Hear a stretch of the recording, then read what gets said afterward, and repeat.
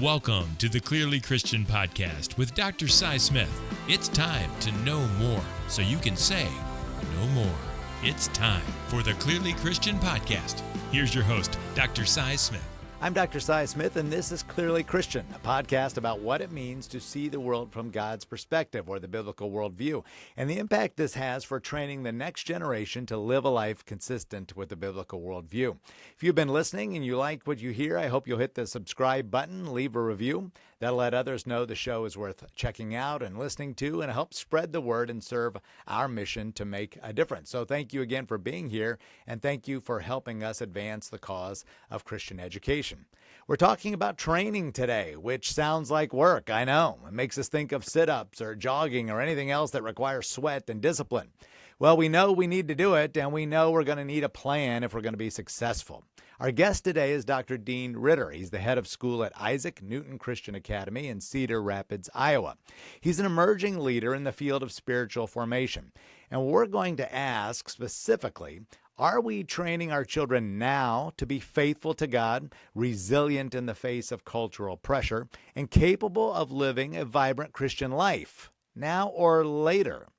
Of course, this is what we all want for our children, but we know the reality is that few people get it. Like the sit-ups, most people skip the training. I'm sure many of you have heard the alarming percentages of young adults who have either walked away from their faith or identify as a Christian but no longer are involved in church or live as a committed Christ follower. Well, maybe they missed some training. But what about the ones who make it? Who are the young people that still trust firmly in the authority of the Bible and are committed to Jesus? They seem to be able to resist the culture and they grow in their faith, while most just copy the behavior and the customs of the world, as it says in Romans 12:2.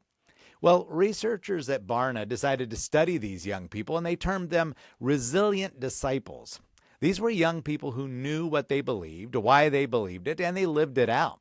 Their faith was flourishing. Not only were they standing up to the cultural pressures, they were actively engaged in living for Christ and trying to impact the culture. Barna found that there were 5 practices that seemed to form a resilient faith in these young people. I'll mention 3 of them today. First, these resilient disciples, as they were called, had been trained to be very culturally discerning. They were usually part of a robust learning community under the authority of the Bible, where they were taught how to wisely navigate this complex culture. Second, these kids had walked through the process of understanding what God was calling them to do with their lives, especially in the arena of work. They knew how their unique talents and interests could align with God's purposes for the world.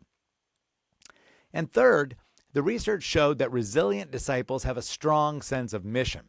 They understood that their life would be countercultural, and they wanted others to notice the difference.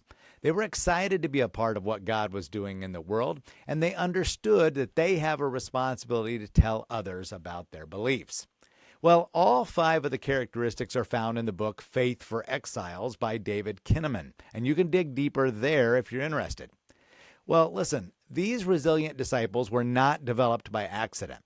The lives of these young people were the result of years in the making. Their lives have been formed and shaped around the faith. They were trained. Well, this is what we call spiritual formation. It's exactly what we do in Christian schools. And some leaders, like our guest Dean Ritter, have done tremendous work in this area. So let's dive in. Dr. Ritter, again, thank you for being here. Welcome to the Clearly Christian Podcast. It's great to have you. Thank you, Cy. I'm glad to be here. Well, again, it's good to have you. Dr. Ritter, you're the head of school at Isaac Newton Christian Academy in Cedar Rapids, Iowa. And really, you have emerged as an expert in the spiritual formation process. In fact, 150 schools around the world now use the spiritual formation benchmarks that you have created at your school under your leadership, which is just fascinating, I'm sure.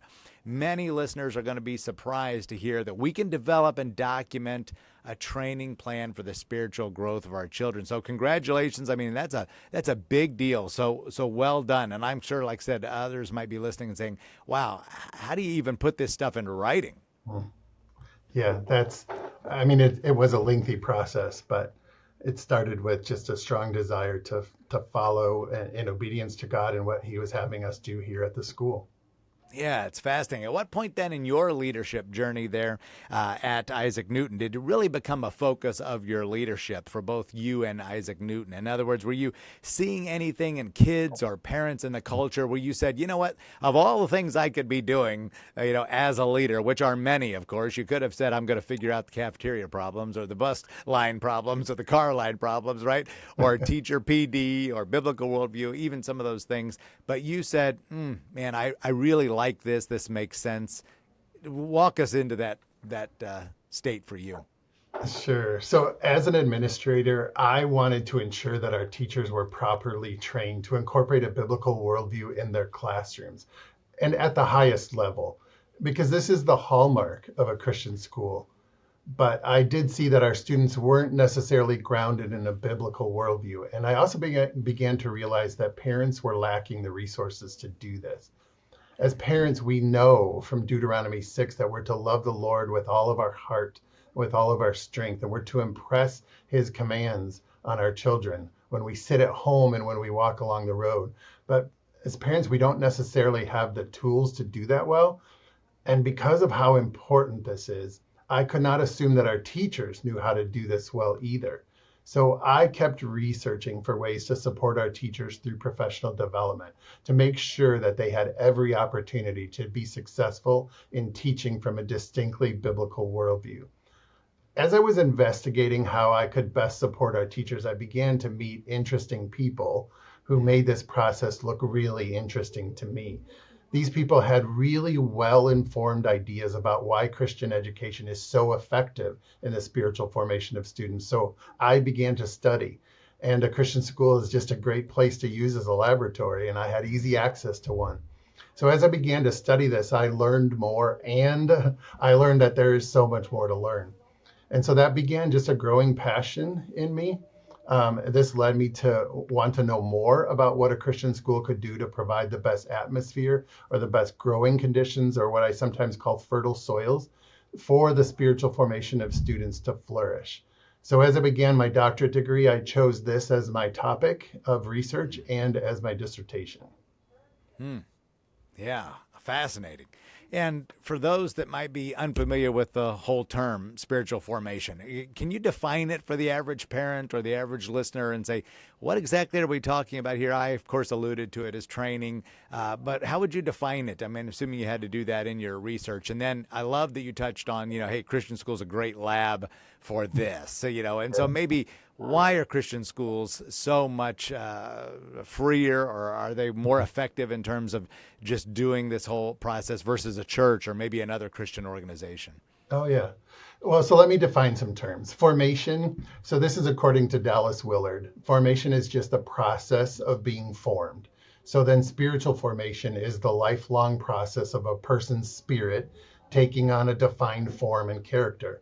Spiritual formation, spiritual growth, spiritual development, they're often thought of as synonymous terms. But the term spiritual formation is more broadly used in Christian literature, particularly as related to Christian education. So Christian spiritual formation could be described as a person's spirit becoming aligned with the character of Jesus. And Christian schools, like Mansfield Christian, then have expected spiritual outcomes for their students and how their spirit is being formed in alignment with the character of Christ. And this formation, again, according to Willard, happens everywhere and all the time.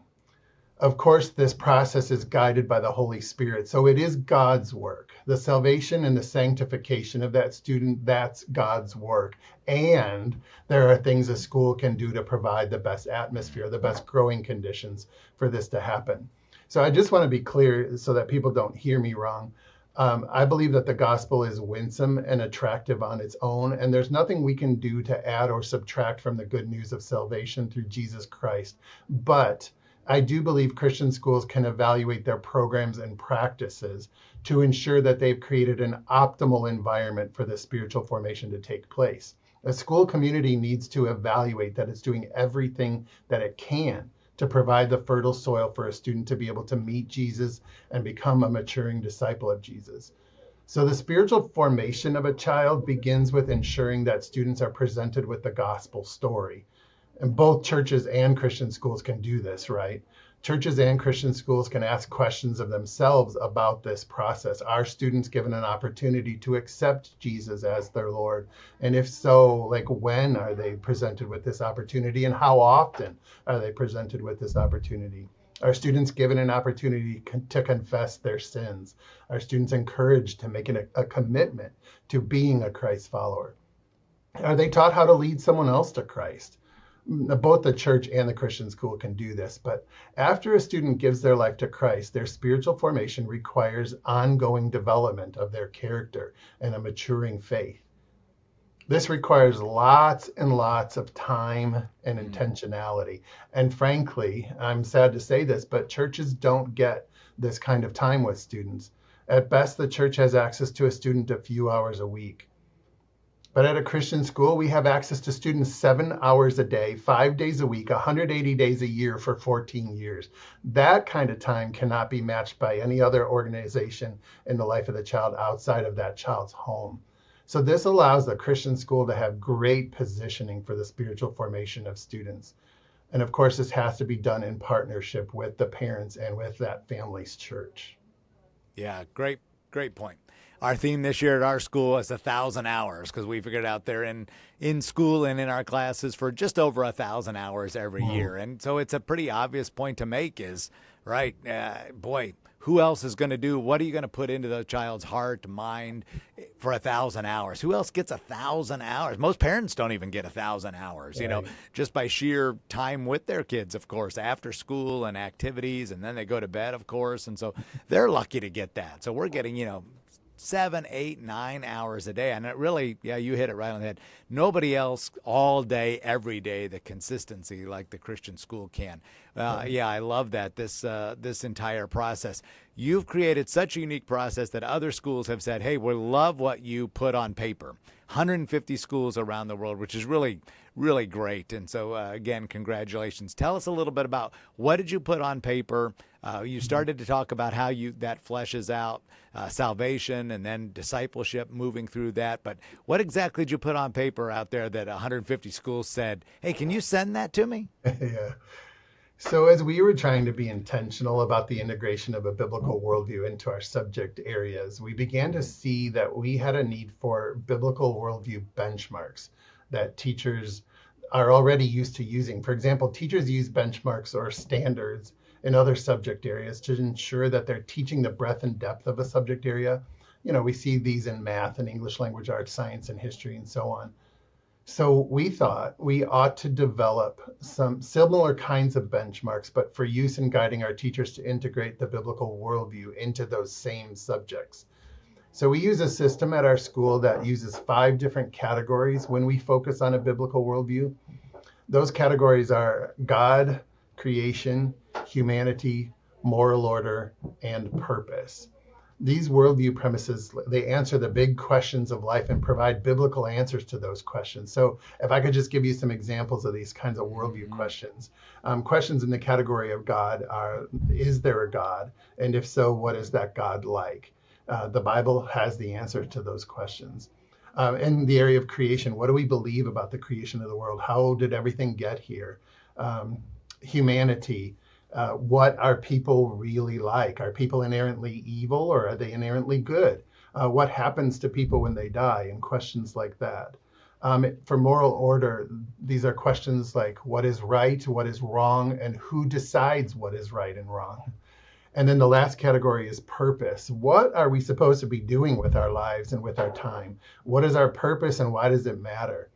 Now, as I said, the Bible does have the answers to these questions, but these questions don't just come up in Bible class. They come up in every class. And so we knew that we needed to have benchmarks that helped all of our teachers address these questions, regardless of what subject they were teaching. So we put together a committee to help us write those benchmarks. We included teachers on that committee, parents, administrators, and we invited pastors from our community to join us on that community. And we put everyone to work to write these benchmarks for each of those 5 categories. So we started with that framework of those 5 categories. I think collectively we came up with about 125 different benchmarks. We then asked our curriculum mapping software company to code them, just like any other documents. And once they were coded like that, they could be really easily used in all of our subject areas. And it turns out they can be easily used by other schools as well. And so many other schools saw the benefit of that. And so we decided that we would just give them away to any school that wanted to use them. And I think this resonates with other schools because they're experiencing the same difficulties that we were experiencing. We all needed a more formalized system to be able to monitor this process so that we were sure that we weren't missing anything. And now, because they're coded like those benchmarks, we can see exactly which courses at which grade level are introducing these concepts. We can see where they're being assessed. We can see where they're being mastered by students. So for us, completing this allowed us to grow into other areas of spiritual formation. And those we call our fertile soil areas of spiritual formation. And we've been able to pay attention to some of those soil areas. But I think it's because we got these biblical worldview benchmarks handled first that allowed us to move on to deeper and broader applications. Oh, yeah. Okay, interesting. So just to be clear then, you're saying that at kindergarten, second grade, fourth grade, eighth grade, whatever, the benchmark would be, here's what they need to know about God. Here's what they need to know about creation. Here's what they need to know about moral order, purpose, things like that. So every subject touches on those 5 areas and creates a benchmark and says, here's what you need to know about science in the 7th grade as it relates to moral purpose. And there would be multiple benchmarks. Is that what I'm hearing you say? Yeah, exactly. I'll also say, after we developed them, we then implemented them school-wide, but our early education classes, kind of second grade and under, they were saying, so these are really big words for our kindergarten students or whatever. So we developed an early education version of them. And really what that was just taking those concepts and putting them into language that a younger student could understand. So it's still the same benchmarks, but there is an elementary or early elementary version of that for our students. And our teachers really appreciated that. Yeah, that makes a whole lot of sense because, again, like you said, the main point here is that a lot of these teachers who may or may not have this kind of training when they set foot in a Christian school can now say, okay, here's the plan for biblical worldview integration, or how to really immerse this topic into a biblical, frame of reference or a biblical worldview. And so I need to touch on these elements to make sure that they get this from a biblical worldview. Because I think that's worth mentioning, because a lot of these parents, maybe they went to public school and they're not really sure what's the difference, right? I mean, yeah, you have Bible class, you have chapels, you probably pray before you start, but does the lesson really look any different? And does the lesson look different if I'm using a Pearson, a Houghton Mifflin, a Prentice Hall, any of these normal textbook companies that are out there? What looks different? Is it the fact that a Christian teacher is saying it? It's a lot deeper than that. Right. So you're talking about the difference between a Christian teacher and teaching Christianly. And those are very different things. But I think most people, when they think of a Christian school, they just think, well, that means that everybody is a Christian at the school and it looks like school anywhere else. But that is not true about Christian education. Yeah. And it won't be true if you don't get them that intentional training that you talked about. So you brought up fertile soils. Tell us about that. What's that idea? What's that mean? You got benchmarks, you got soils. Yeah. So biblical worldview integration is an important soil area that Christian schools need to focus on. In fact, it's a really important one. It's one of the top ones. In fact, on our list, I put it as number 1. You mentioned other aspects of spiritual formation, the fertile soils, and those are what I call school-wide spiritual activities. I actually put that on the bottom of the list because those are the expected ones, and those absolutely are important, but I want people to think to go beyond the expected ones. Another area that a Christian school can tend to is how it addresses absolute truth. How do we define truth? In order for something to be true, it has to be true for all people and for all time. And that's because God is the author of what is true, but that's very different than what our culture teaches students about truth. Culture teaches students that they can decide what is true for themselves, and so can the person next to them. And those may not be the same thing, but that's okay. In fact, we start to hear, we know this to not be true, right? Like, if I want to live my own truth, or if I want to take a vote for myself on what is true, what if I decide that 2 plus 2 equals 5? I've signed up for a really difficult life because I'm going against the very nature of how things are. And people would let me live with my truth that 2 plus 2 is 5. They don't want me to design a car for them or the bridge that car is going to drive on, but they might want me as an accountant. But I can't just do that, right? I can't just make up my truth that 2 plus 2 is 5, because 2 plus 2 is 4. It was 4 1,000 years ago. It is 4 today, and it's going to be 4 1,000 years from now. The answer to that question is 4 in Beijing, in Berlin, in Boston. It doesn't matter where I go. The answer to that question is 4. And all of this says something about God. So I think it's important for schools to pay attention to how truth is handled at their school. And we also pay attention to the ongoing development of the character of our students. What do we want a student to be like when they get all the way through our program? What does their character look like? We have to have a plan for that, because that helps us to have the goal for the ultimate character of a fully developed student. Do we expect our students to be compassionate? Do we expect them to be honest? Do we expect them to be respectful? You can fill in that blank with anything. Well, then the school community should be promoting those concepts. We should be planning opportunities for students to practice them. We should be measuring if the students are moving towards maturity in those areas. So that's a couple of those fertile soil areas. Oh, yeah, I love those. Those are great. And yeah, you said it, and we've said it on this show many times, that I can't remember, Frank Gabeline, maybe, all truth is God's truth. I think he was maybe the originator of that phrase. And so, right, if it's true, it started with him. If we look back to all the beginning of time, who was the first mover, right? We have to trace all these things back. And so, yeah, I love that. And what's absolutely true about this subject? And people sometimes they think of math and science in that way, but they don't think about the humanities in that way. Right. And so we can even talk about history and English and other things and say, you know what, there's some absolute truths here as well. Right. And they can even relate to character, what you're talking about. Well, in my introduction, I said this idea of resilient disciples, because I thought this married well with today's topic. In other words, these were kids that had probably been taken through the spiritual formation process. And it was interesting that, and I wanted to get your take on that, one of the characteristics of resilient disciples was that they were taught to navigate the culture. They were culturally discerning. So they were kind of well prepared to say, yep, life is complex. It's a little messy at times. We get that. But I've been prepared for that.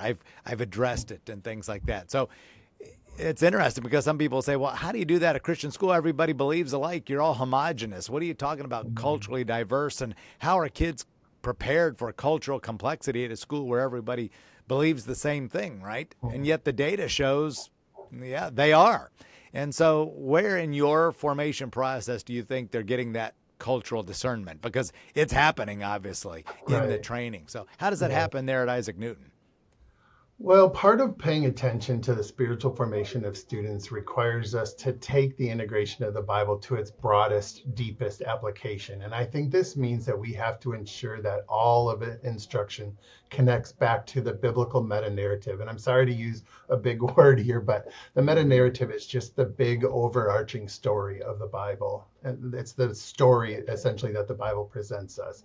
And it addresses the impact of creation, the impact of the fall, redemption of that broken creation, and the ultimate restoration that's promised in the Bible. So what we challenge teachers is to go beyond just integrating the Bible into the coursework, but to also make sure that you're paying attention to the biblical meta-narrative. So we're connecting this in every classroom, in every subject, every day. And this is kind of not the way that teachers are used to thinking. So this does take some training. But this process helps us present the educational product as a unified whole. There's a book written by Dr. Roger Erdvig called Beyond Biblical Integration. He suggests that Christian schools ask a series of questions about culture around us and the topics that are being taught to our students. These are such great questions, and we use them in our classrooms. So first he asks, what is good in our culture that we can cultivate? As followers of Jesus, we need to be able to cultivate good things. What is missing in our culture that we can create, what's broken in our culture that we can cure, and what is evil in our culture that we just have to curb. That's all there is to do with it, just to limit its impact. So I want to give you an example, I guess, of what this looks like in a classroom setting. Part of my job as a head of school is that I get to walk into every classroom on our campus, and I get to observe the instruction that happens. And it's a great joy to get to do that. I walked into a classroom recently, a fifth grade classroom, and the teacher was starting a new unit in science class. And so she was asking her students, what do you think we're going to learn about the respiratory system as we study it that's going to show us more about God? And I love that question. But a student raised their hand and said, well, God is the creator of everything, and the respiratory system is something. So God is the creator of the respiratory system. So I think we're going to see evidence that God made our respiratory system. Well, that caused another student to raise their hand who said, you know what that says about God? That says that God is not a far away God, but he is a close to me God, because he cares about my breathing and I don't even think about it. And that was just a great, a great discussion, but a great logical connection. They were applying the truth that they already knew to a new situation. When the teacher asked, what do you think we're going to learn about our humanity as we study the respiratory system? One student said, we're going to see evidence of sin as we study the respiratory system, because sin has affected everything. And then that caused another student to say, yeah, things like emphysema and bronchitis and lung cancer, that's not the way God intended for things to be, but that has all happened because sin has entered our world. And we're going to see that in the respiratory system. So you can see that they're using that big overarching biblical meta-narrative to connect to the truth that they're learning about. And they're learning about what they can do to help cure and curb and create and cultivate. I also think that in order for our students to understand redemption, that we have to show our students a model of God's redemptive power. So we do this by encouraging our students towards their own connection with God, toward behavior that reflects that connection. We do this by imitating God's redemptive patterns in our classrooms and in our homes, right? This requires a gospel-centered, scripturally based, positionally focused, and grace-oriented approach to discipline. Parents and teachers need to deal with their students in the same way that God deals with his people. We have to maintain a position of authority and control, but we also have the right to exercise mercy and justice in administering the rules. So the goal of redemptive discipline in the school then is for students to be conformed to the image of Jesus. And that's more than just regulating behavior. It requires bringing students to the point that they desire to submit to God's authority. Yeah, well said. I love that.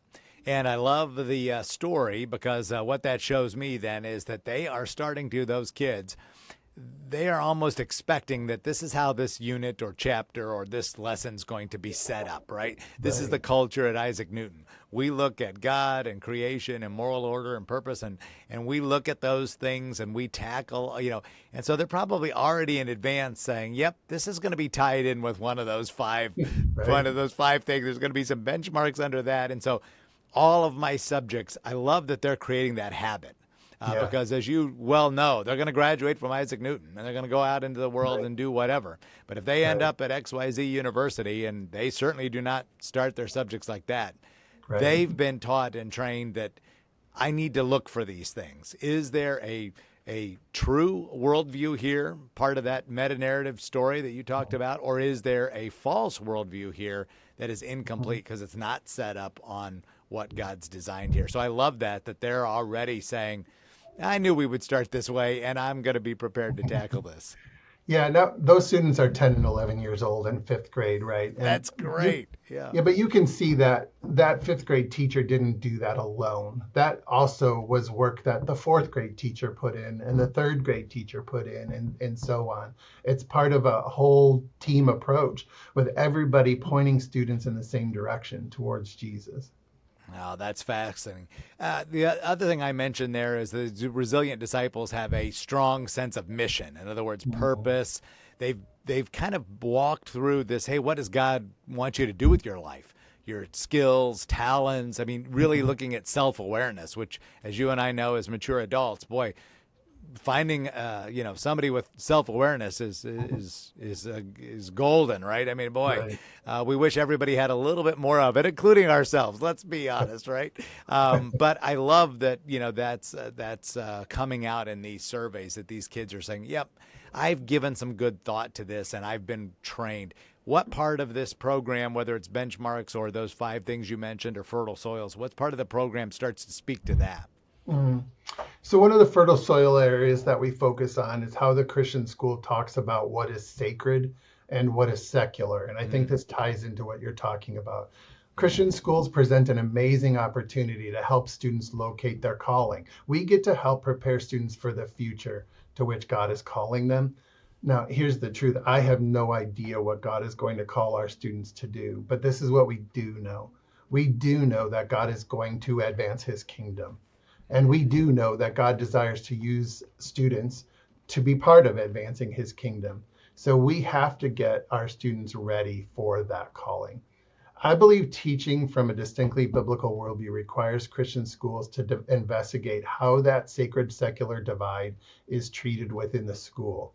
So if God is the author and creator of everything, and there are areas of life over which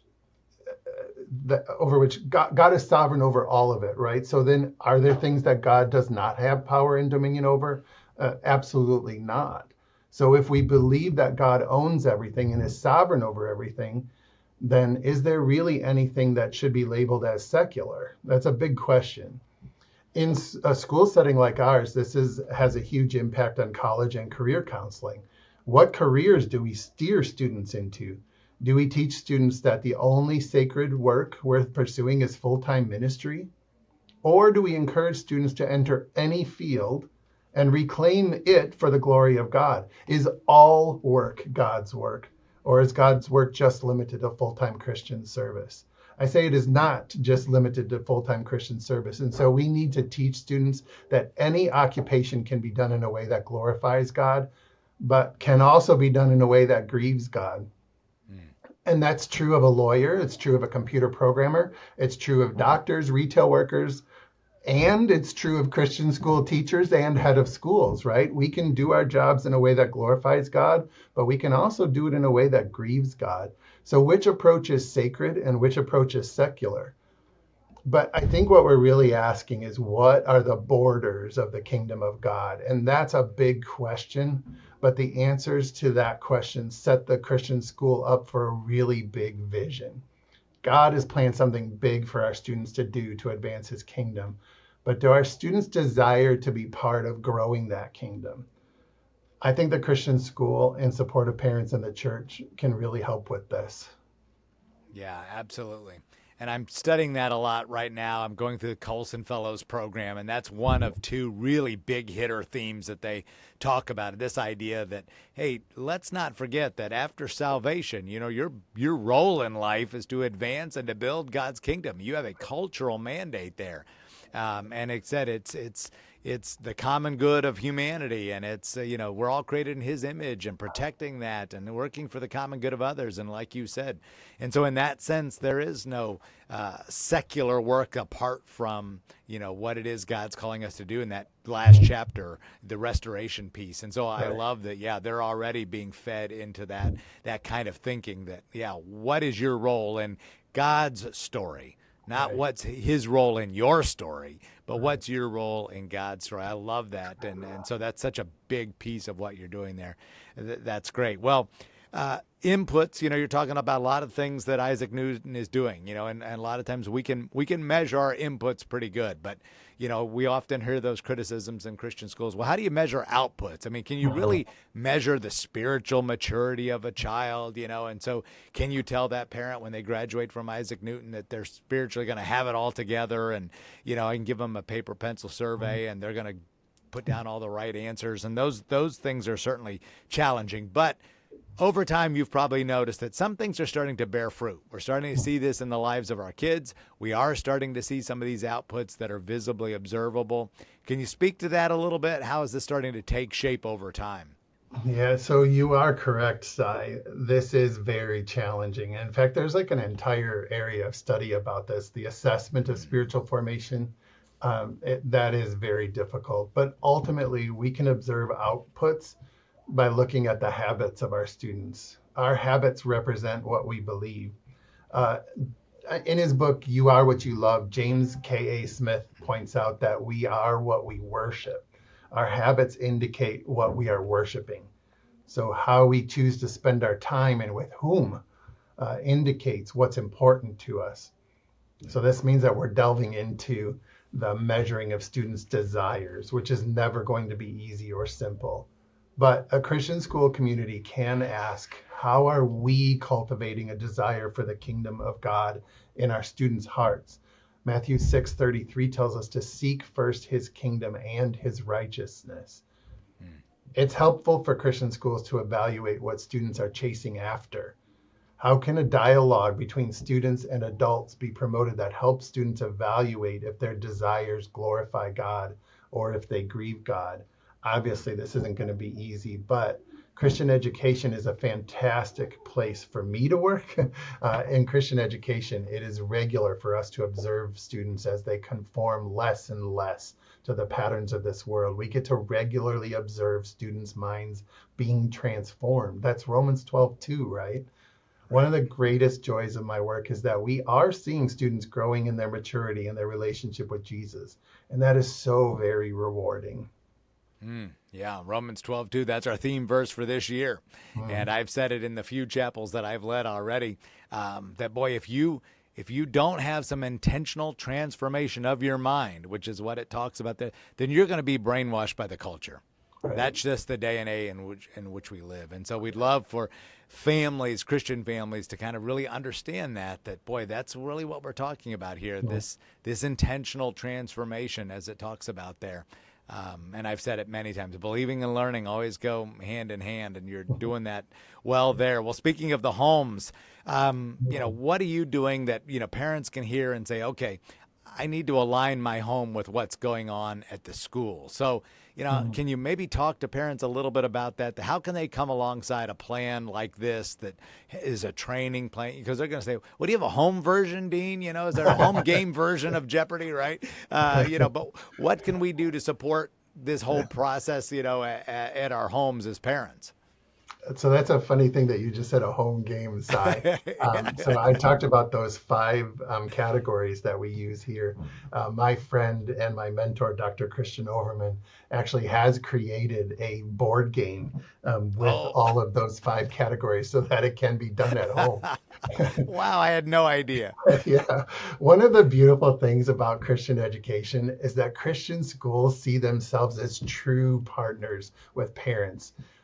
And with that family's church, but partners with parents. And when I talk to prospective parents that are going through the enrollment process at our school, and I say that to them, that we want to be a professional partner of yours, but we're going to partner with your family. And they tell me that that's very unusual based on their experience at other schools. But the parents have entrusted the staff of their school with the most precious thing, their children. And parents don't entrust us with their child's head. Like, you think of these body parts representing parts of who we are. So the head representing our intellect. They just don't give us their child's head. They also give us their child's heart, which is, that's representative of their character. And they give us their child's hands, which represents their conduct. So the school can't take this lightly. This is an incredible responsibility that we enter into with parents. And because of that great responsibility, we have to communicate with parents well. And that communication has to be about all 3 of those elements: the child's head, the child's heart, and the child's hands.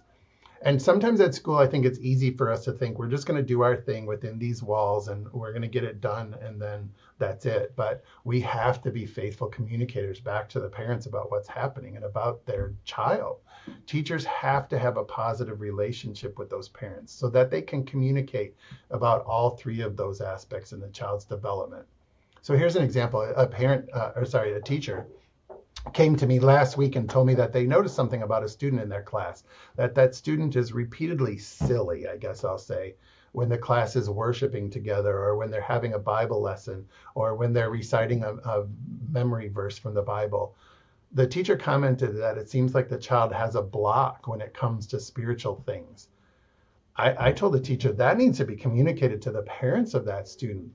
That parent needs to know this, because they might not otherwise learn that about their child. They might not be around that child when those kinds of things are happening. So how could a parent know that? So obviously this has to be an ongoing process. Mm-hmm. Parent-teacher conferences are an important part of that communication.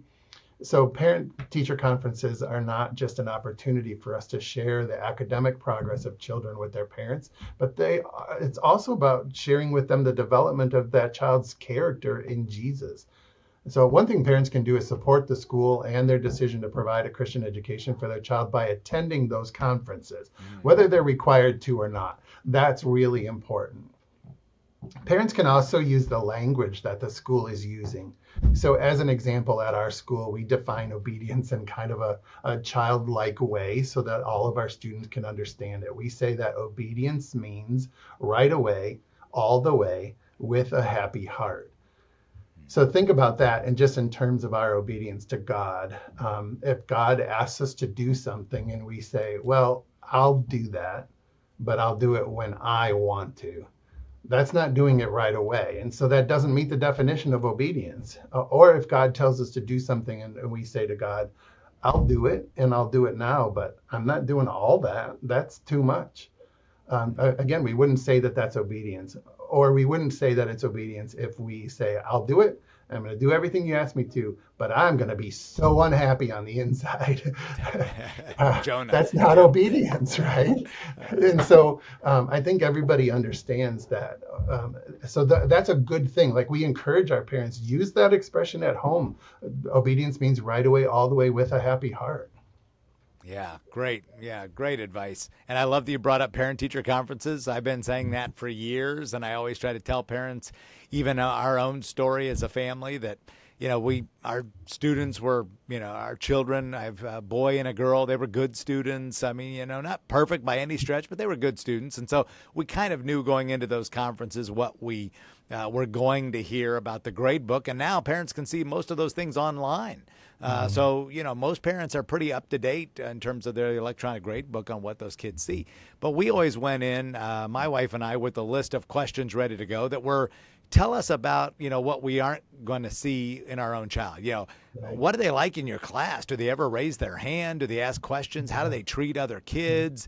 Are they very shy and introverted, or are they a leader? Are they kind? Do they ever say mean things? And then, like you said, spiritually, where do you assess that they are in your class based on maybe the outputs that they're giving you?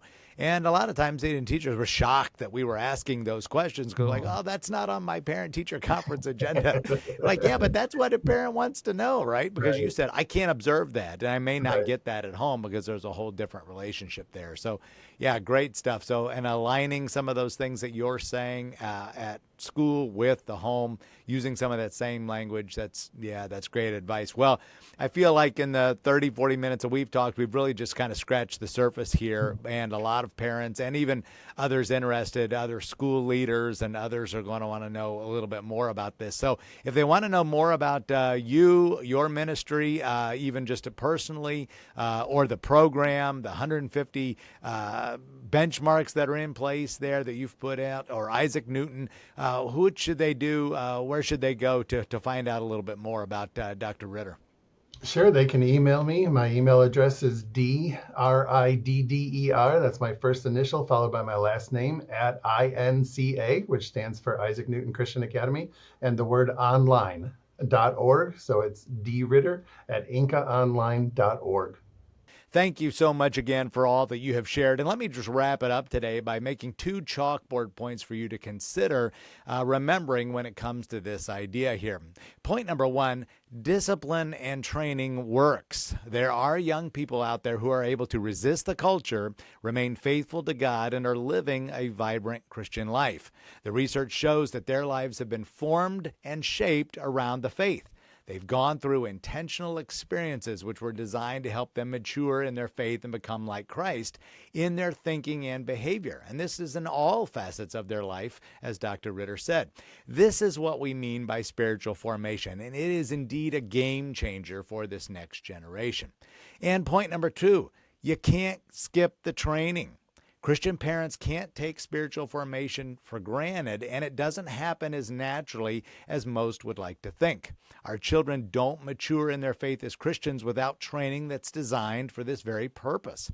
It won't happen without a plan, and that plan needs to consider the most important factors regarding both how children learn and what children must know. So nobody can do this all day, every day like the Christian school. This type of ongoing training not only benefits our children, but it impacts our families and can transform our culture. Well, that's our lesson for today. And now you know more. And when you know more, you can do more. You can not only think differently, but you can act differently, and you can make a change, live out those convictions, and say no more if you must. Well, again, thank you so much for joining me today on the Clearly Christian podcast, and I trust that now you know more about what Christian schools and Christian families are doing to train their children to be committed Christ followers. And again, if you'd like to help us spread the word, here's how, and you like the show, follow along, subscribe, hit that button for me if you would. Let others know the show is worth checking out, and it makes a difference. I would certainly appreciate that. And remember, as I close, the only way we're going to turn things around in our country is to increase the number of people who hold a biblical worldview and live that out. And the greatest hope they have to get there is a Christian education. Again, I'm Dr. Cy Smith, and this has been the Clearly Christian Podcast. Thank you for listening to the Clearly Christian Podcast with Dr. Cy Smith. Hear more episodes at clearlychristianeducation.com. If you'd like more information about Christian education in your neighborhood, or if you're interested in education opportunities at Mansfield Christian School, or if you agree with Dr. Smith and want to help him in his mission to influence and awaken Christian America, you can send Dr. Smith an email through the clearlychristianeducation.com website. Message him on the Clearly Christian LinkedIn or Facebook page, or call the Clearly Christian Connection line at 419-756-5651. This has been the Clearly Christian Podcast with Dr. Cy Smith on clearlychristianeducation.com, brought to you in conjunction with Mansfield Christian School, a Bryan Media production.